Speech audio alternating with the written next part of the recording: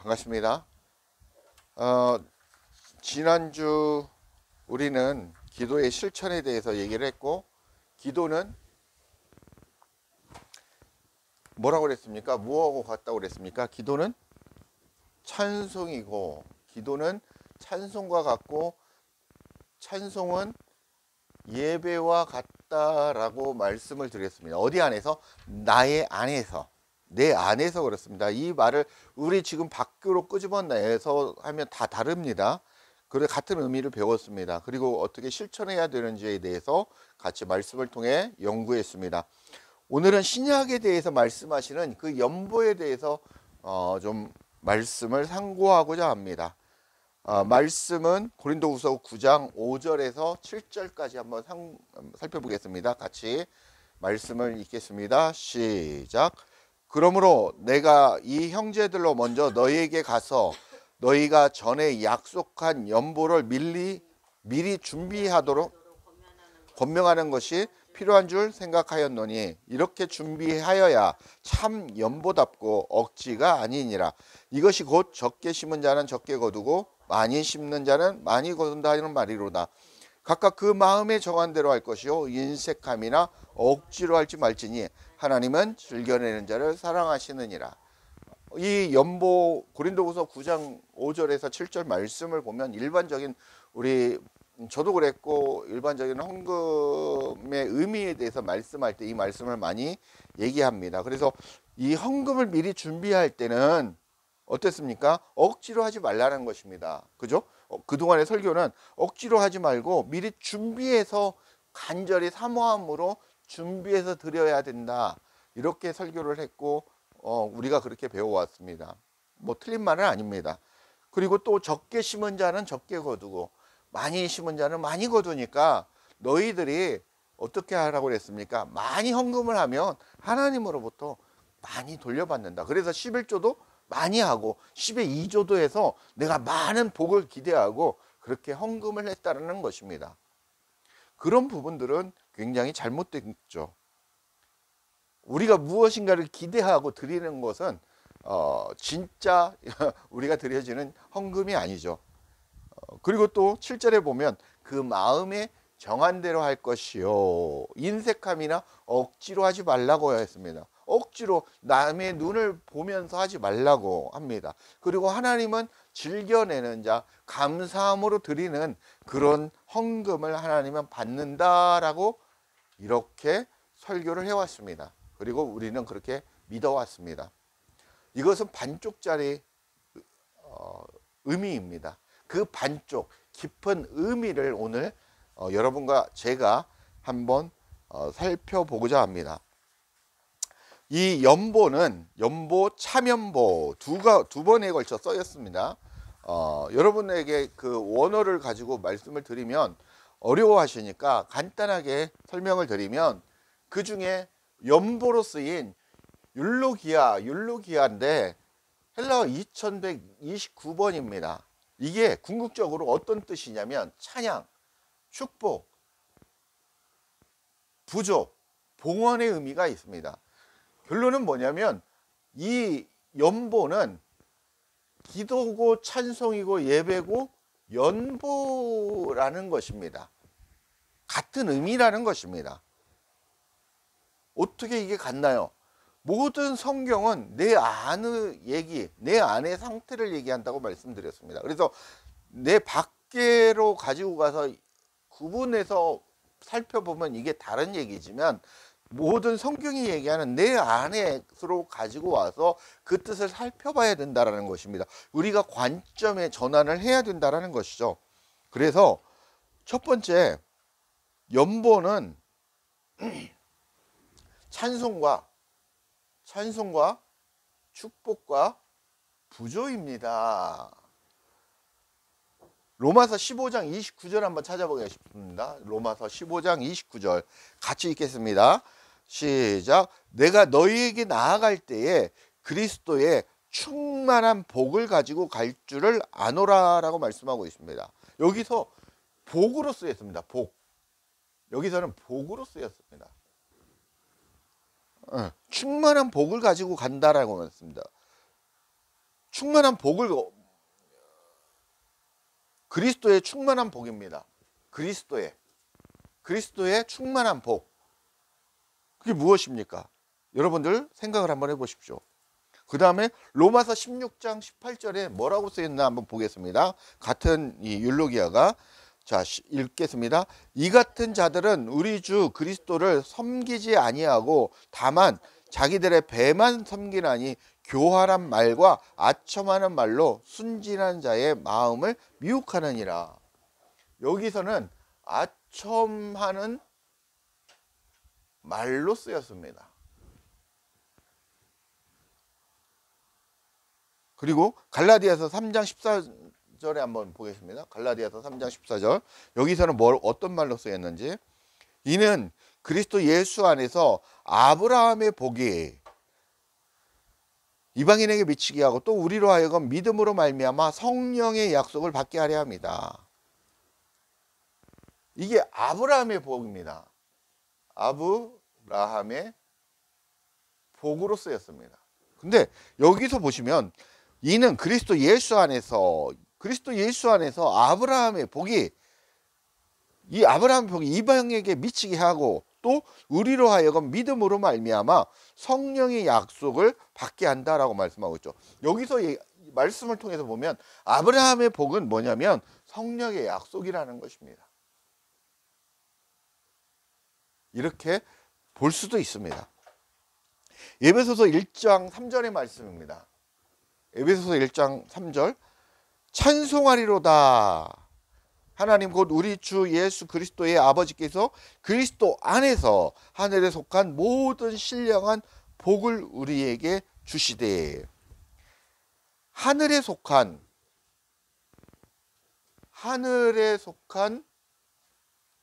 모든 신령한 복을 주신다고 그랬습니다.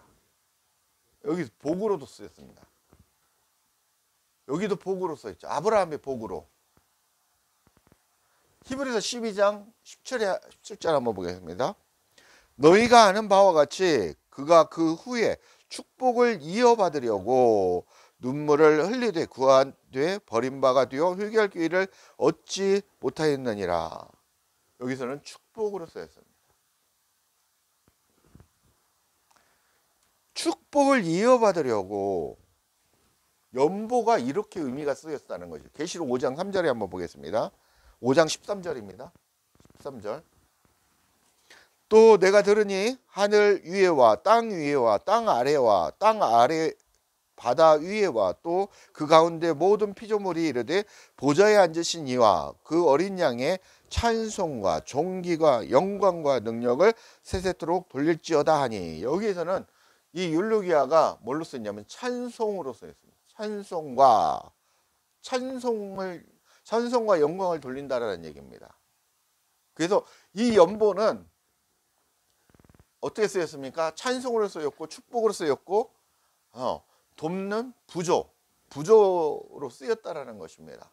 말씀을 통해서 우리가 찾아봤습니다. 두 번째, 이 연보가 어떻게 쓰였냐? 연보는 기도로, 영적 예배로 드려졌다는 것입니다. 자, 영적 예배라는 것입니다. 계시록 5장 8절 한번 보겠습니다. 계시록 5장 8절. 그 두루마리를 취하심에 네 생물과 24장로들이 그 어린 양 앞에 엎드려 각각 검은고와 향이 가득한 금대접을 가졌으니 이 향은 성도의 기도들이라. 여기서 이 향은 성도의 기도로 쓰였다라는 것입니다. 근데 이제 먼저 연보는 기도, 영적 예배에 들어가기 전에 정리를 하면, 연보에 쓰인 2129번 율로기아는 복, 아첨하는 말, 찬송하다, 신령한 복, 축복을 어린 양에게 찬송으로 쓰였습니다. 연보는 내 안에 기도, 찬송, 예배, 연보, 축복과 같은 말임을 알 수가 있습니다. 그죠? 그렇다면 지금까지 배워온 헌금이 아니라는, 그동안 우리가 배워온 헌금과 좀 더 깊은 의미의 말이 좀 다르다라는 걸 우리가 알 수 있습니다. 그래서 밖으로는 우리가 헌금이지만 우리가 안으로 가지고 오면 우리가 연보가 기도이고 연보가 예배이라는 것입니다. 결론은 연보는 나를 죽이는 것이요 나를 태우는 것이라는 것입니다. 나를 십자가에 못 박는 것이고 주님이 받으시는 향기라는 것입니다. 우리가 배워온 헌금은 미리 준비해서 적게 심으면 적게 받고 많이 심으면 많이 복을 받는다고 11조를 많이 해야 된다고 우리가 그렇게 배워왔다는 것입니다. 그런 모든 것들이 반쪽짜리 뜻이었다라는 것입니다. 그래서 우리가 그 향기, 나를 태우는 그 향기가 성도들의 기도라는 것입니다. 이게 바로 주님 앞에 드려지는 기도라는 것입니다. 누구를 태운다고요? 나를 태우는 것입니다. 그 구체적인 얘기가 로마서 3번째 찾아보겠습니다. 그리고 2번째 시편 141편 2절 말씀입니다. 시편 141편 2절 나의 기도가 주의 앞에 분향함과 같이 기도는 분향하는 겁니다. 기도. 그죠? 기도는 분향하는 겁니다. 분향이 뭡니까? 태우는 거 아닙니까? 태워서 올리는 거 아닙니까? 그러면 번제라는 것입니다. 나를 태워 드리는 거, 번제라는 것입니다. 저 몇 절이죠? 분향함과 같이 나의 손을 드는 것이 저녁 제사와 같이 되게 하소서. 우리가 이렇게 기도하는 것이 뭐냐면 우리가 주여 하고 밖으로 기도하는 것이 아니라 내 안에서 나를 태우는 것이 제사이고 번제다라는 것입니다. 로마서 12장 1절 한번 찾아보겠습니다. 그러므로 형제들아 내가 하나님의 모든 자비하심으로 너희를 권하노니 너희 몸을 하나님이 기뻐하시는 거룩한 산제물로 드리라. 이는 너희가 드릴 영적 예배니라. 무엇을 드리렵니까? 너희 몸을 뭘로? 거룩한 산제물로 드리라는 것입니다. 이것이 영적 예배다라고 말씀하고 있습니다. 그죠?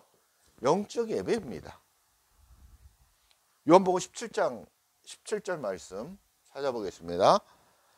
그들을 진리로 거룩하게 하옵소서. 아버지의 말씀은 진리다라고 말씀하고 있습니다.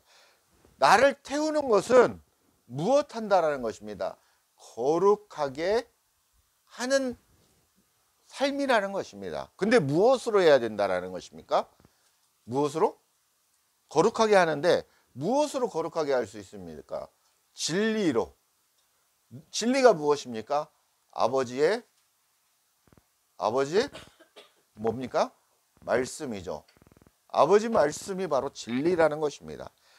진리가 나를 거룩하게 한다는 것이면 나를 태우는 것은 바로 나를 거룩하게 진리로 만들어가는 모습이라는 것입니다. 연보는 그런 기도이고 영적 예배라는 것입니다. 세 번째, 연보는 나를 드려 거룩하게 해지는 삶입니다. 같은 말이죠.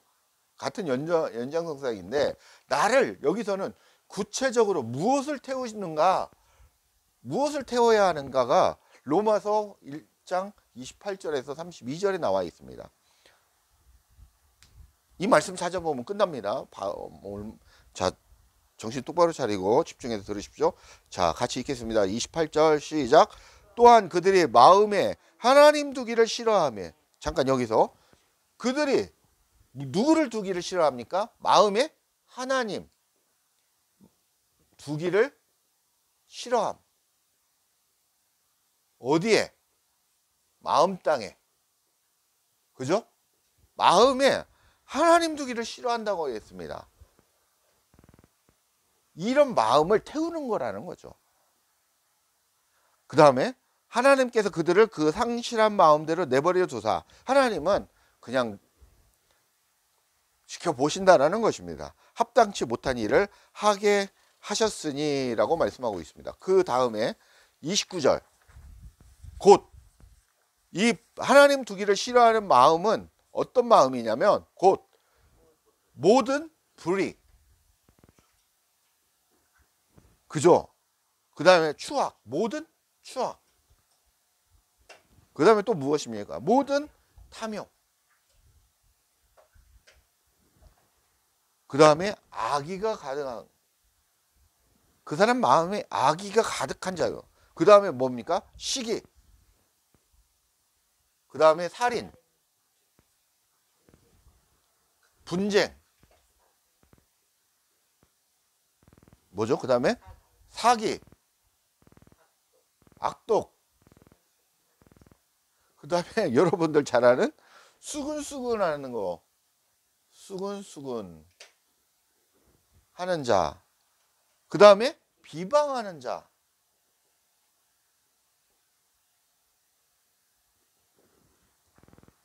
하나님께서 미워하시는 자. 이 하나님께서 미워하시는 자가 어떤 자가 미워하십니까?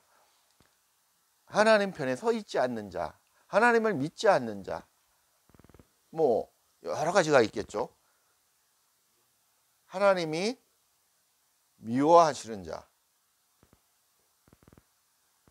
그 다음에 능욕하는 자. 능욕하는 자. 그 다음에 또 누가 있습니까? 교만한 자. 그 다음에 자랑하는 자. 그 다음 뭐죠? 악을 도모하는 자. 악을 도모하는 자.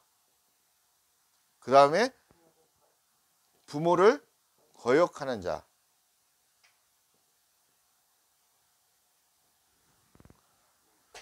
우매한 자. 그 다음에 배약하는 자. 무적한 자. 무자비한 자.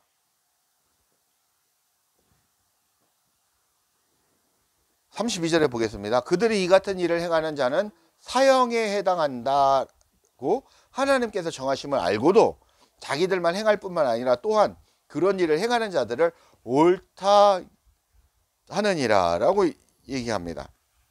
나뿐만 이렇게 죽으면 되는데 너도 이렇게 해. 이게 그래서 권면한다라는 거죠. 그래서 같이 죽음으로 간다라는 거죠. 이렇게 하나님 마음을 두기를 싫어하는데, 이 하나님 마음에 하나님 두기를 싫어하는 것은 모든 불의와 추악과 탐욕과 악의와 시기와 살인과 분쟁과 사기와 악독과 수근수근하는 것이고 비방하는 자이고 하나님이 미워하는 자이고 악을 도모하는 자이고 능욕하는 자, 자랑하는 자, 교만한 자, 우매한 자, 배약한 자, 무정한 자, 무자비한 자, 부모를 거역하는 자라고 성경은 나와 있습니다. 이런 것들이 어디 안에 있다라는 것입니까? 여러분의 마음 땅 가운데 있다라는 것입니다. 여러분의 마음 땅 가운데 있다라는 것입니다. 이런 것들을 어떻게 해야 됩니까? 태워서 주님께 드려야 된다라는 것입니다. 그게 연보라는 것입니다. 그게 기도라는 것입니다. 그게 찬송이라는 것입니다. 그게 우리가 드려야 할 영적 예배라고 오늘 성경은 말씀하고 있습니다. 헌금에서 자유하시기 바랍니다. 11조에서 자유하시기 바랍니다. 사실은 11조를 안 내도 여러분이 지옥에 가고 그런 거 아닙니다. 11조를 안 내도 하나님 앞에 미워함을 받지 않습니다. 그러나 중요한 것은 교회의 일을 하고 하나님의 복음을 증거함에 있어서 경제적인 하나님의 사역에 쓰여지는 돈들이 필요합니다. 그런 것들을 위해 우리가 피땀 흘려 일한 그 경제적인 그 돈을 드려야 한다는 것입니다. 11조 감사헌금, 생일헌금 뭐 많은 것들이 있는데 다 필요 없다라는 것이죠. 차라리 내가 마음속에 우리 하나님의 사역을 위해 내가 준비해서 우리 교회가 진짜 내가 보기에 정말 하나님의 교회이고 하나님이 쓰시는 교회인 것 같은데, 목사님도 정말 영적으로 깨어서 하나님의 말씀을 정말 제대로 선포하는 말씀인데, 이 하나님의 진짜 말씀이 선포되어지기 위해서는 이 교회가, 이 목사님이 제대로 사역을 하고 먹고 살아야 되고 하니까 내가 그를 위해서, 하나님의 종을 위해서 내가 주님 앞에 드려지는 이 헌금이 진짜 여러분이 얘기하는 예물이 된다라는 것입니다. 의무적으로 11조하고 헌금하고 큰 교회에는 돈이 넘쳐납니다. 큰 교회, 작은 교회를 얘기하려고 하는 게 아닙니다. 정말 하나님의 일꾼, 하나님의 종, 하나님의 사람이 하나님의 말씀을 살아 전파하는 그런 참 교회가 여러분이 되시기 바랍니다. 그런 목자들이 되시기 바랍니다. 저희 유튜브 방송 많은 목사님들도 보시고 많은 성도님들도 봅니다. 부족한 종의 말씀이 지금은 많이 보지를 않고 있는 것 같아요. 그러나 저의 사명은 진짜 하나님의 말씀을 증거하는 삶이라는 것입니다. 그것을 내가 죽는 그날까지 해야 된다는 것입니다. 여러분도 마찬가지입니다. 진짜 말씀을 알았고 깨달았다면 진짜 그 복된 주님의 말씀을 전하셔야 된다는 것입니다. 그것이 저와 여러분들이 맡은 사명이라는 것입니다. 그렇게 여러분들이 참 연보를, 참 기도를, 영적 예배를 주님 앞에 드리는 그런 저와 우리 귀한 성도님들이 되시길 주 예수 그리스도의 이름으로 간절히 축원드립니다. 감사합니다.